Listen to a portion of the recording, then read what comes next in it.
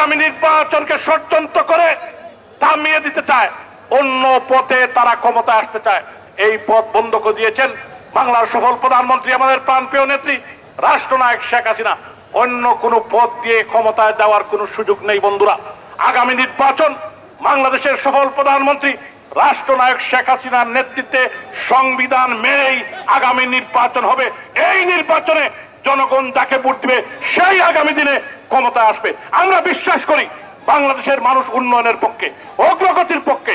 এই উন্নয়ন অগ্রগতির পক্ষে বলেই আগামী নির্বাচনে শেখ হাসিনাকে আবারও নৌকা মার্কায় ভোট দিয়ে বাংলাদেশের 18 কোটি মানুষ আবারও আওয়ামী লীগকে ক্ষমতায় বসবে আমরা বিশ্বাস করি। যারা ষড়যন্ত্র করে এই সিলেটের মাটি, এখানে আমাদের প্রিয় নেতা সুব্রত পুরকাস্ত বলেছেন স্বেচ্ছাসেবক লীগ অত্যন্ত শক্তিশালী এই বিভাগে। এই স্বেচ্ছাসেবক লীগ, আমাদের যুবলীগ, আমাদের ছাত্রলীগ সিলেটে যারা চোখ রাঙ্গানি দেয় তাদেরকে বলতে চাই সিলেটের মাটি শেখ হাসিনার ঘাঁটি।